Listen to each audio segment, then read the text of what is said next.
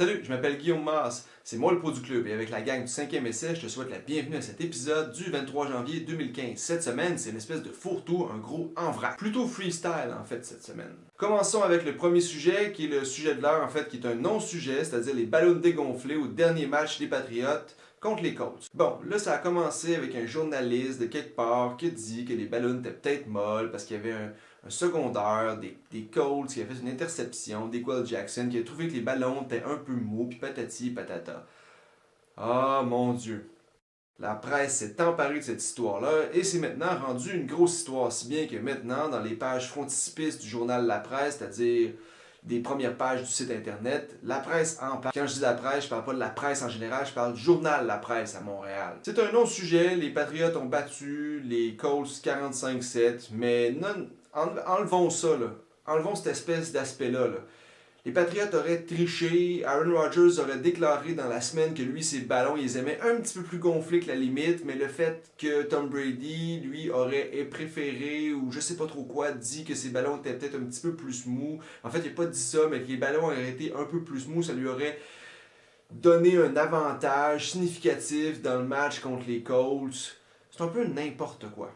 Ben, ce n'importe quoi-là a fait que cette semaine, Belichick et Brady ont eu tous les deux des conférences de presse pour expliquer que ils ne savaient pas que les ballons avaient été gonflés, que c'était la Ligue qui avait ses procédures concernant cette patente-là. Et pendant toute cette semaine, on a plus appris sur la pression, sur les ballons, sur les procédures pour les ballons. On a appris que chaque équipe avait des ballons, je savais pas ça, que chaque équipe en avait 12, que les ballons étaient différents pour les botter, etc., etc.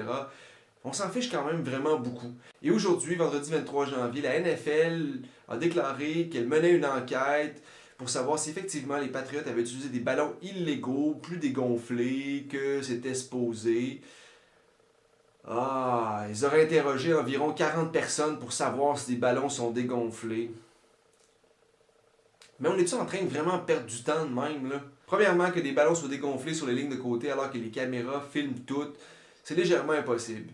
Et que les Patriots aient trouvé dans une certaine mesure, être en mesure de dégonfler les ballons quand même malgré toute cette attention qui est dirigée vers ce qui se passe sur le terrain, c'est quand même aussi épique. Donc imaginons que les Patriots aient réellement triché, c'est n'importe quoi. Que les Patriots n'aient pas triché puis qu'on est en train de parler de ça, puis je suis tanné, j'ai envie de passer à d'autres choses de moins médiocres. Parlant de choses juste un petit peu moins médiocres, Jack Del Rio s'est fait engager par les Raiders d'Oakland comme étant leur nouveau entraîneur-chef. Jack Del Rio, si vous le souvenez bien, son ancien travail, c'était coordinateur défensif des Broncos de Denver et avant ça, il était l'entraîneur-chef des Jaguars de Jacksonville pendant environ une dizaine d'années. Pendant ces années-là, du moins avant la fin de son règne, les Jaguars jouaient pour plus ou moins 500, donc on peut dire que c'est un meilleur entraîneur que ce qu'ils avaient avant.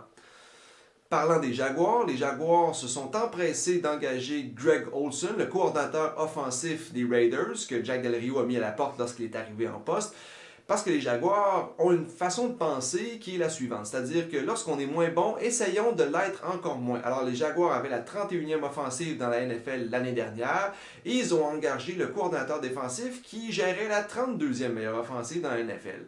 Hey, juste le plancher peut nous arrêter. Dans une autre galaxie, celle des bonnes équipes, Gary Kubiak a quitté son poste de coordinateur offensif des Ravens de Baltimore pour devenir entraîneur-chef des Broncos. Suite à quoi on s'est tous dit, ben là, le monsieur serait sûrement pas content que Peyton Manning revienne l'année prochaine. Ça va être relativement difficile. On a tous été témoins du dernier match de Peyton Manning et c'était très très très difficile. Ben, savez-vous quoi? Peyton revient l'année prochaine. Si je suis Gary Kubiak, là, je pense que je suis triste. Parlant des Broncos de Denver, John Fox, qui était leur entraîneur, qui a démissionné le lendemain de la défaite des Broncos, est rendu maintenant l'entraîneur-chef des Bears de Chicago. Et il a fait suivre avec lui son ancien coordinateur offensif des Broncos, c'est-à-dire Adam Gase. Donc je me demande ce que John Fox et Adam Gase vont réussir à faire à Jay Cutler, que l'ancien entraîneur des Bears de Chicago, Mark Trestman, n'a pas réussi. Parlant de Mark Trestman, il est rendu le nouveau coordinateur offensif des Ravens. Et oui, tout est dans tout. Comme tout est dans tout, lien boiteux ici, là, parlons des Jets de New York. En fait, parlons pas des Jets de New York, parlons plutôt des Bills. Parlons de l'ancien entraîneur des Jets de New York, c'est-à-dire Rex Ryan, qui est rendu le nouvel entraîneur-chef des Bills de Buffalo. Comme on le sait tous, le règne de Rex Ryan s'est terminé Drôlement, dans les 2 dernières années, avec les Jets de New York, il y avait beaucoup de problèmes à avoir une offensive qui était capable de se mettre en route. Donc, problème de corps avec Geno Smith et Michael Vick, avec Tim Tebow d'ailleurs. À partir du moment que Mark Sanchez a fait son butt fumble, c'est devenu très très très difficile. Donc, à partir de ce moment-là, les Jets sont mis à ne pas faire les séries et aussi à avoir un dossier négatif dans les 2 dernières années. Donc, on s'était dit que lorsque Rex Ryan allait se chercher un nouvel emploi, il allait chercher probablement un emploi dans lequel il y aurait déjà un corps arrière établi parce que Rex est reconnu comme étant quelqu'un de capable de monter une défensive, mais peut-être pas très très habile à mettre en marche une offensive. Rex Ryan s'est ramassé avec les Bills de Buffalo qui ont déjà une très bonne défensive et qui ont également des problèmes en offensive. Et pas vraiment de bons carrières au poste de corps. Et bien pour remédier à ces problèmes en offensive à Buffalo, Rex Ryan a engagé le coordinateur offensif Greg Roman. Qui est Greg Roman? Greg Roman, c'est le coordinateur offensif et le play caller qu'on appelle, celui qui appelait les jeux pour les 49ers de San Francisco. Les 49ers de San Francisco avaient ni plus ni moins la 23e offensive dans la ligue. Way to go mon Rex, c'est sûrement une belle façon de régler les problèmes que tu avais déjà. Donc on peut sûrement s'attendre à ce que les Bills aient absolument, exactement, dans le fond, les mêmes problèmes que les Jets. Dans un tout autre ordre d'idée, la défaite des Packers dimanche passé était crève-cœur. La victoire des Seahawks était absolument incroyable. Je suis un peu un fan des deux équipes, donc mon cœur a balancé tout le long du match et j'avais de la misère à croire à 19-7 que les Seahawks pourraient l'emporter. Mais la NFL, des fois, c'est malade de même. Rodgers qui court en boitant pour aller sur les lignes de côté. Russell Wilson qui commet 4 interceptions et qui malgré tout revient à la fin du match. Tout un match encore une fois de Marshawn Lynch au sol.